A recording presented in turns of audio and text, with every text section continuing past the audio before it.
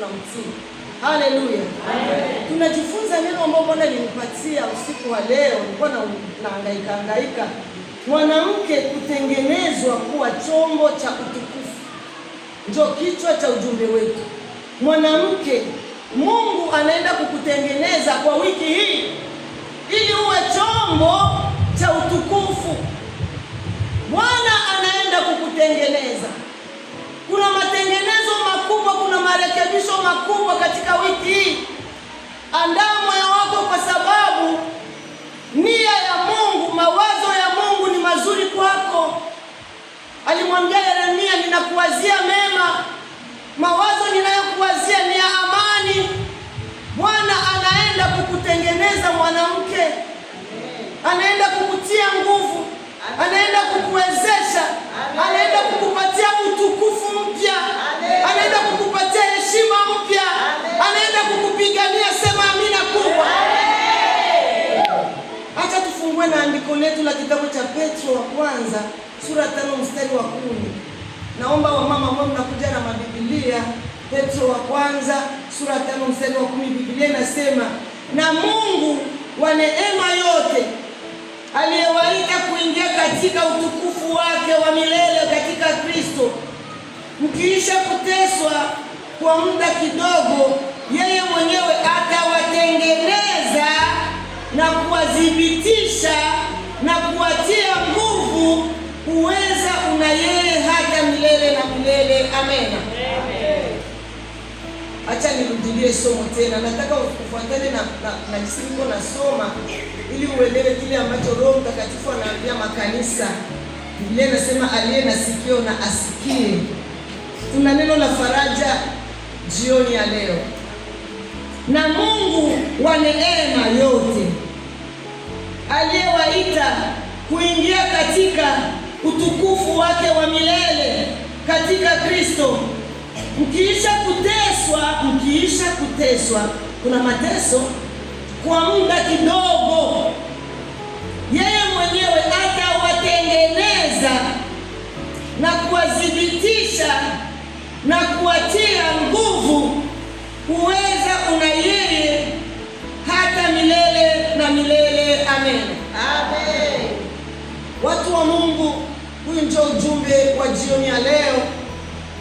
Mwanamke kutengenezwa. Hauwezi kutengenezwa, hauwezi kurekebishwa kama uko sawa. Kama kuna matengenezo, kama kuna marekebisho, maana yake kulikuwa madhaifu, maana yake kulikuwa mambo ambayo yanatakiwa yawekwe vizuri, yawekwe fasi yenyewe inastahili iwekwe.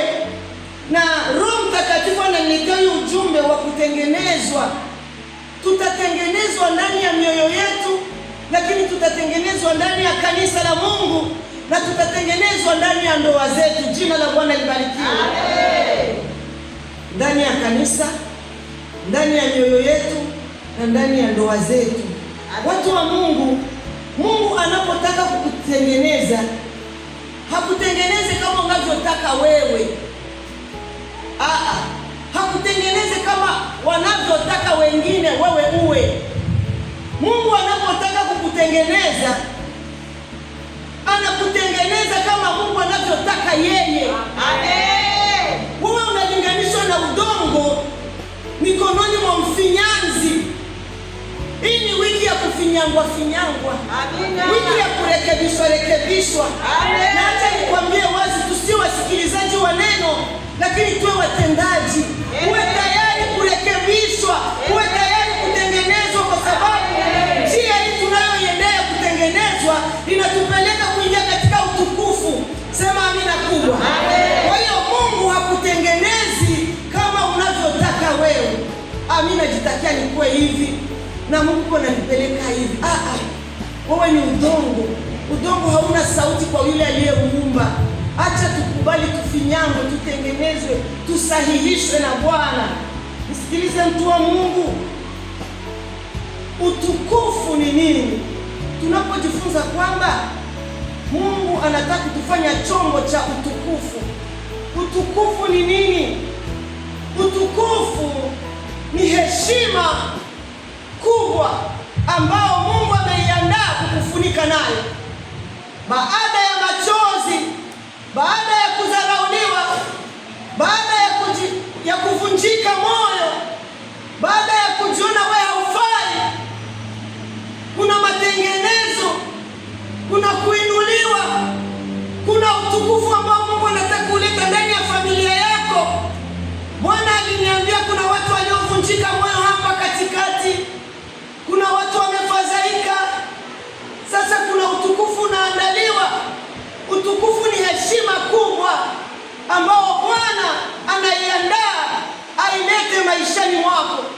Nyumbani kwako kunakuja utukufu, sema amina. Amen. Nyumbani kwako kunakuja heshima, sema amina.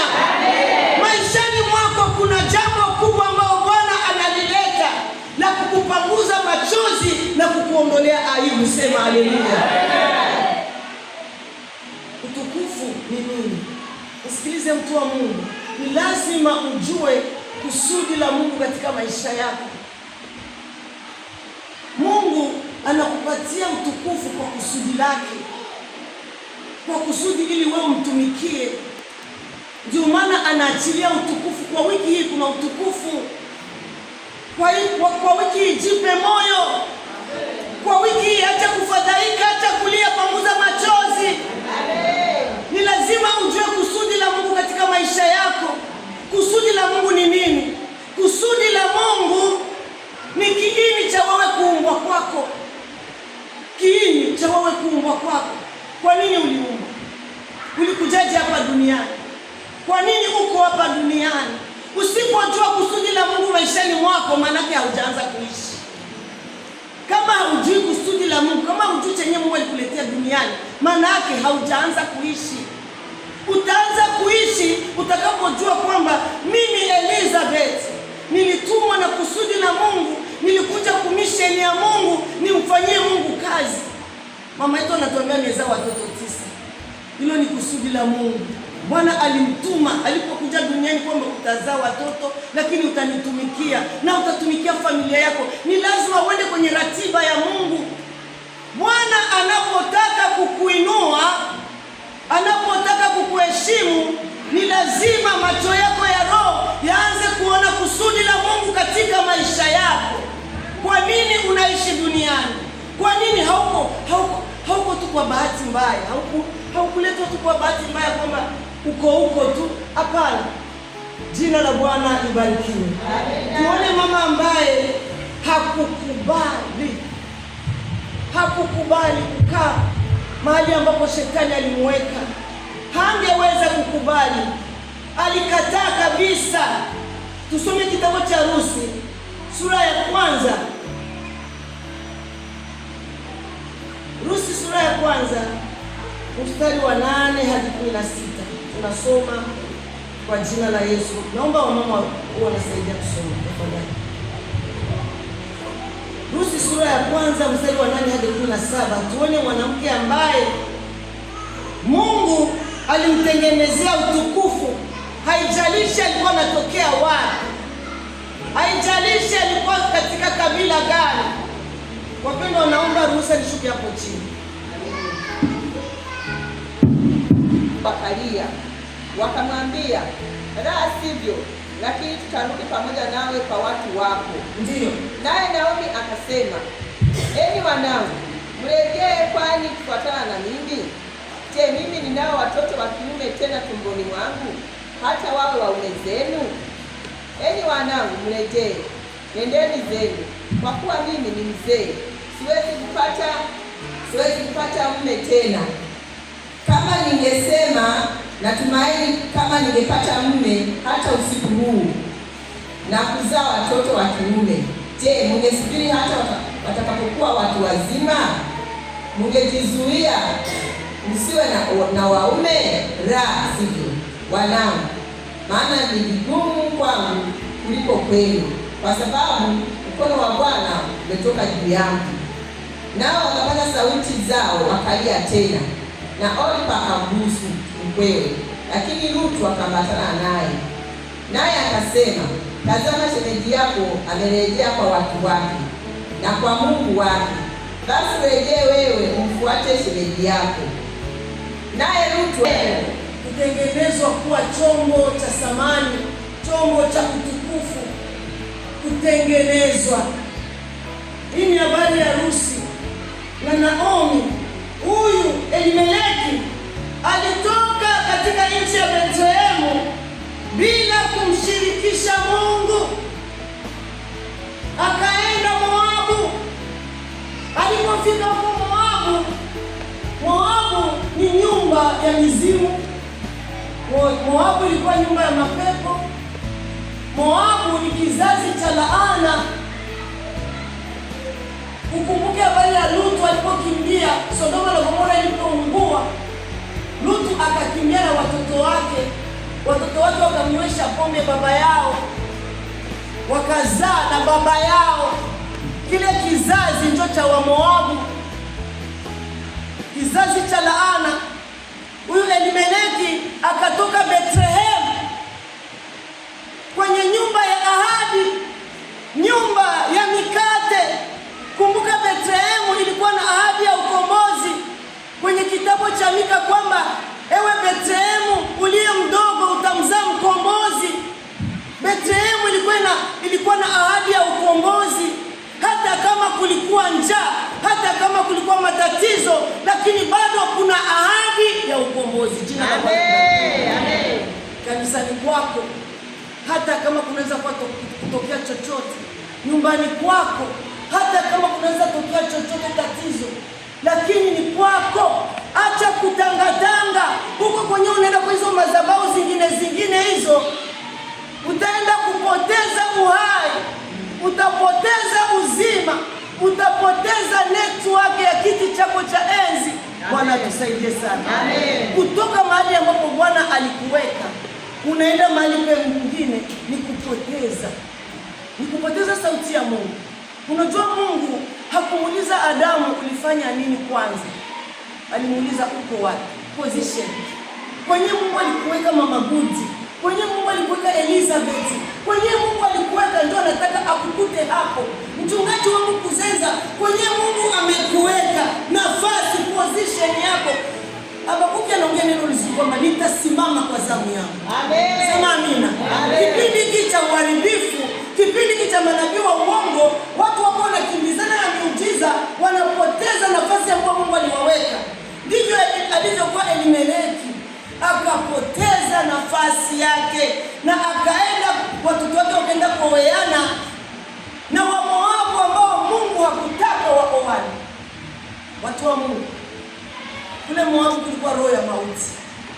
Kule Moabu kulikuwa laana. Unaweza kukimbilia fasi kwa sababu unaona kuna chakula, kuna vitu vya nje, lakini katika ulimwengu wa roho kunaua maisha yako, kunayafyonza, kunayamaliza. Kaa mahali ambapo Mungu anataka ukae. Amen. Nakemea roho ya kutangatanga ndani ya wamama kwa jina la Yesu. Amen. Tunapomtumikia Mungu tunatakiwa tutulie, tuone utukufu wa Mungu jinsi ambavyo utatutoa mahali kutupeleka mahali kwingine. Huyu mama alipoona mume wake anakufa, Naomi mume wake akafa na watoto. Tunaona wajane watatu, na katika hao wajane watatu mmoja ni Naomi. Ameshasema kwamba Mungu amemuondokea, amevunjika moyo. Wa pili Orpa akarudia nyuma. Ruth ambaye alijua kusudi la Mungu, akamwambia usinisini kuacha. Naomba usigive up. Naomba usivunjike moyo. Amen. Naomba usirudie nyuma. Amen. Biblia inasema mlimaji anapopiga jembe na kuangalia nyuma hafai katika utumishi. Hata kama kuna milima, hata kama kuna mabonde, usinisima maiza kelikuache. Amen. Wapendwa, tubakie wa ndugu. Amen. Tubakie pamoja. Amen. Tupiganiane mavita. Amen. Tusimame kwa umoja, kwa ushirika. Usinisini kuache hata kama kuna chochote. Amen. Tutashikamana. Amen. Kwa njaa, kwa taabu tutashikamana. Kwa machozi, kwa furaha tutashikamana. Mtu mwenye kusudi la Mungu anapenda kukaa pamoja na wengine. Ukiona unajitenga pamoja na wengine, ujue kwamba shetani anataka kwenda kukuua peke yako. Amina. Ukiona tu unajitenga na wengine, ujue shetani anataka kwenda kukunyongea huko kwenye hawatakuombea, hawatakupigania, hawatakupa maji ya kunywa. Ile kanisa wananichukiaga, wale nisitaki. Shetani anataka kukuua. Na huko Mungu yuko anakutengenezea utukufu. Kuna utukufu ambao wewe haujui, mimi siujui, lakini Bwana anautengeneza, wewe haujui. Amen. Tena Mungu anapotaka kukutengenezea utukufu, hamuulize mtu. Haijalishi ulisoma au kusoma. Haijalishi ulizaliwa na mchawi. Haujalishi ulizaliwa na kahaba. Mungu muda wake ukielewa kukutengenezea utukufu. Haijalishi ulitokea wapi. Huyu Rusi alikuwa chini ya miungu ya Moabu, chini ya laana. Wazazi wake walizaliana, baba na watoto, ndio wa babu yake. Kulikuwa laana mbaya pale Moabu, lakini alipojua kusudi la Mungu aling'ang'ania, usinisini kuache. Ulikuja kunioa, lakini mimi sione ujane, naona Mungu aliye ndani yako. Amen. Utakapokufa nitakufa, utakapokwenda nitakwenda. Ninamwona Mungu. Wewe unasema Mungu amekuondokea, lakini mimi sioni kama Mungu amekuondokea, Mama Guti. Naona Mungu mkubwa ndani yako, na nitakufuata mahali popote tuendapo. Amen. Hiyo ndio hatua ya mtu ambaye yuko anatengenezwa. Amen. Wapendwa, kutengenezwa kuna uvumilivu. Amina. Kutengenezwa kuna unyenyekevu. Amina. Mtu mwenye kutengenezwa atembeaje kifua juu. Ukiona mtu anatembea mabega juu, maana yake huyu hajakutana na Mungu wa kweli. Bwana ni mnyenyekevu. Yesu alichukua msalaba, akachukua mauti ya msalaba. Ukiona watu wanalala kwa kumwabudu hapo, wale nao wanamwabudu Mungu mpaka wanajionesha. Hakuna cha kujionesha, anahakikisha.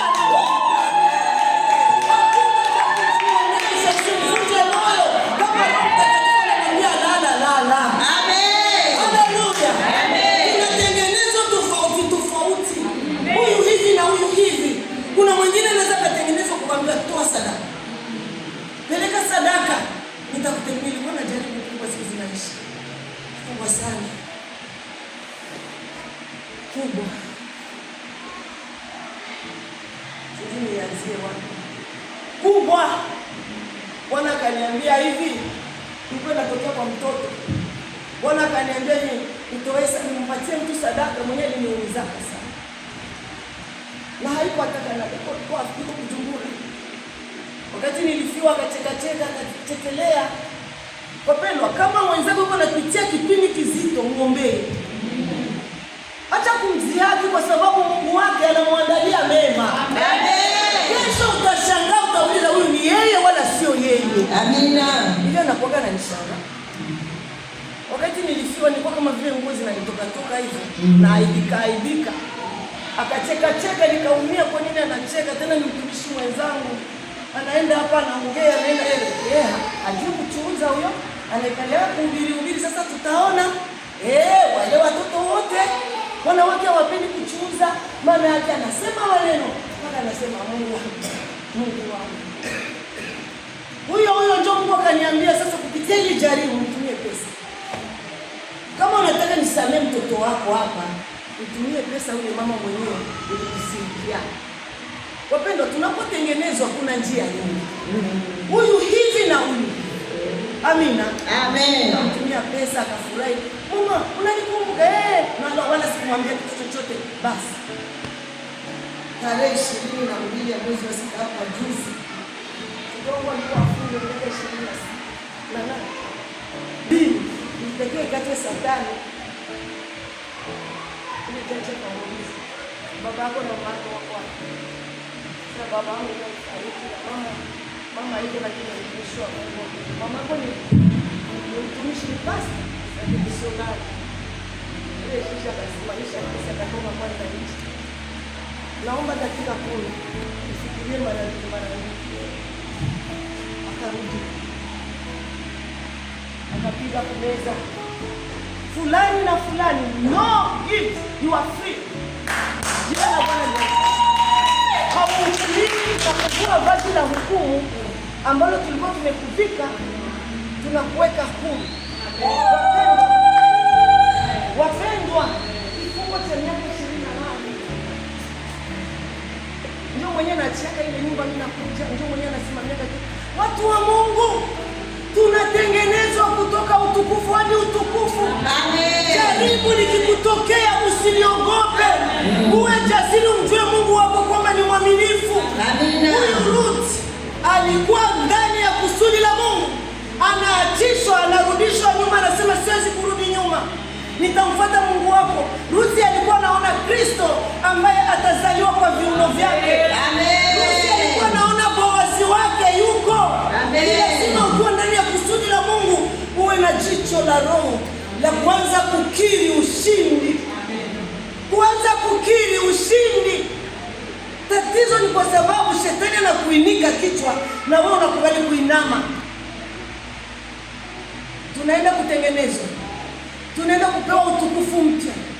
Tunaenda kutiwa nguvu mpya. Sema watu wa Mungu, tutatiwa nguvu baada ya hiyo ziki kidogo. Mama Recho wangu, tunapitia ziki, lakini kuna utukufu ambao unakuja huko mbele mkubwa. Amen. Utukufu wa milele. Amina. Jina la Bwana libarikiwe. Amen. Kwa mama, nilitaka kutoa leo la faraja. Semina zetu zitakuwa Ijumaa. Amina. Nakupitia moyo wewe ambaye unapitia. Usije ukafikiri kwamba nasi wenye tuko kule Ulaya hatupitie, tunalia kabisa machozi. Lakini Mungu anaingilia kati. Wakati hakuna njia, Bwana anaweka njia. Wakati unadharaulika, Bwana anatia utukufu. Wakati unalia, Bwana analeta shangwe. Amen. Kuna shangwe ambayo inaandaliwa kwako, na uipokee kwa jina la Yesu. Amen. Ndani ya nyumba yako kuna vita. Yese akamzaa Daudi. Daudi naye ndiye babu yake ya Kristo Yesu. Huyu mwenye alikuwa anaambiwa acha rudia. Nani bora kuvunja moyo? Nani bora kufadhaisha? Ni nani bora kuambia unajipendekeza? Ni nani bora kuambia unajionesha? Ni nani mwenye bora kufadhaisha? Hata kusikia masauti ya nje. Hata sauti ya shetani. Kusikia nisiende mbali sana. Nimtie mtu mmoja ambaye kuna kutana na milima.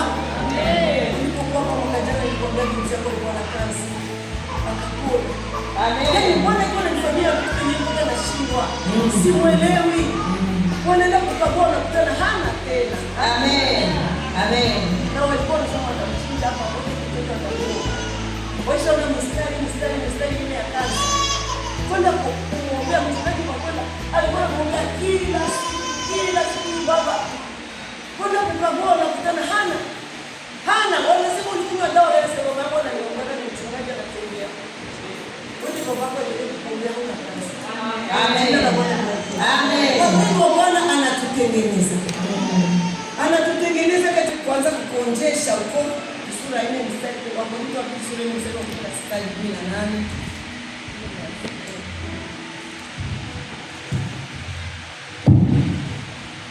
Tasoma katika jina la Yesu. Kwa hiyo haturegei, bali ijapokuwa utu wetu wa nje unachakaa, lakini utu wetu wa ndani unafanywa upya siku kwa siku. Maana dhiki yetu nyepesi, taabu yetu nyepesi, iliyo ya muda kitambo tu, yatufanyia utukufu wa milele, uzidio kuwa mwingi sana. Tusiviangalie vinavyoonekana, bali visivyoonekana. Kwa maana vinavyoonekana ni vya muda tu, bali visivyoonekana ni vya milele. Amina. Tuitikie amina kubwa wapendwa. Amen. Tusilegee. Naomba uinue mkono wako juu. Usilegee. Amen. Usigive up. Don't give up. Usivunjike moyo. Amen. Kuna mambo ambayo shetani anatuwekea mipaka kwa watoto. Huyu mtoto hataolewa. Na hata akiolewa hazai. Au hata kama alipata diplome anakosa kazi. Pako mambo mengi yenye shetani anaweka mitego. Alishaona sisi hatutaenda kunywa pombe, alishaona hatutaenda kwenye ukahaba, alishaona hatutaenda baa, kwenye uchawi hatwendi, lakini kuna yale ambayo anaweka mitego ili akigusa mtoto wako manake anakugusa. Lakini usiregee. Nina ujumbe kwako, hautakiwi kuregea, hautakiwi kuvunjika moyo, hautakiwi kufadhaika. Neno langu najirudia, si kwamba nimekosa neno la kukwambia, lakini namwambia mtu hapa leo, hautakiwi kuregea. Amen. Bwana yuko na kufanya chombo cha utukufu. Amina. Bwana yuko na kufanya chombo cha dhahabu. Amina. Bwana yuko anaenda kukupatia utukufu ambao hujawahi ona. Amen. Wanadamu wanaweza kukuzushia wao, lakini yuko Mungu ambaye hatasikiliza ushauri wa wanadamu. Bwana akitaka kukutengeneza hatasikiliza ushauri wa wanadamu. Dasara. Mungu akitaka kukutengeneza na kukupatia utukufu mpya, hata ajali vikao vingapi vya wachawi walikaa juu yako. Sema amen. Amen. Tena unaweza kuwa kuna hitaji lako, unasema Bwana nisaidie, lakini kumbe Mungu ndio ameruhusu hiyo changamoto ili akupate wewe. Amen. Hawezi kutatua shida yako kabla hajatatua changamoto. Hawezi kutatua changamoto zako kabla hajakupata wewe. Ni lazima kwanza akutengeneze wewe, akuimarishe wewe, akutie nguvu, akupe amani na ushindi, kisha atatenda. Amen. Amen. Acha tusome kitabu cha Yeremia. Kumaliza tu. Kitabu cha Yeremia. Mungu iko na anaweza kuachilia changamoto. Yeremia sura ya kwanza mstari wa 18 hadi 19. Ana uwezo wa kuachilia changamoto kwa sababu akupate na muda wa kutengeneza. Unapoomba unalia, unapoomba unasahau hata kuchanua nywele. Hapo ndipo Mungu anasema sawa, chombo kiko motoni, acha nimtengeneze huyu, nimnyenyekeze huyu, nimfanye awe sawa, kiburi chote nikiondoe. Bwana Yesu atusaidie. Yeremia sura 1 mstari wa 18 nasema katika hadi 19. Maana tazama, nimekufanya leo kuwa mji wenye boma. Nimekutengeneza kuwa mji wenye boma na nguzo ya chuma. Na nguzo wale kuna kufortify, wale kuna kukaza imani. Na kuta za shaba. Na kuta za shaba juu ya nchi yote. Hapo sio mahitaji, ni wewe mwenyewe unaambiwa. Mama Recho, Bwana anakutia nguvu jioni ya leo. Pokea kwa jina la Yesu. Amen. Juu ya wafalme wa Yuda, ndio, na juu ya wakuu wake, na juu ya makuhani wake, na juu ya watu wa nchi hii. Nao watapigana nawe, watakushinda, lakini hawatakushinda. Maana mimi ni pamoja nawe. Maana mimi Mungu ni pamoja nawe, asema Bwana. Asema Bwana, ili nikuokoe. Jina la Bwana libarikiwe. Hapa kuna hatua mbili. Kwanza, Bwana anakutia nguvu, anakutengeneza, anakufanya mji wenye chuma, anakufanya boma yenye nguvu. Kisha wale wanaokuja zile changamoto, akisha kutengeneza zile changamoto, zikija Bwana ataziangusha chini, kwa sababu wewe ukiwa imara hata majaribu utayashinda. Amen. Jina la Bwana libarikiwe. Bwana anasema naenda kukutengeneza uwe chombo chenye moto, chombo cha utukufu. Ni shida gani inayokufadhaisha? Mimi niko nasikia ndani ya moyo wangu kuna moyo wa mtu unavuja machozi ya damu. Moyo wa mtu ambao unavuja chozi la damu. Moyo wa mtu ambao unafadhaika. Na kuomba, jipe moyo. Bwana atakupigania. Bwana atakushindia. Tusimame tu.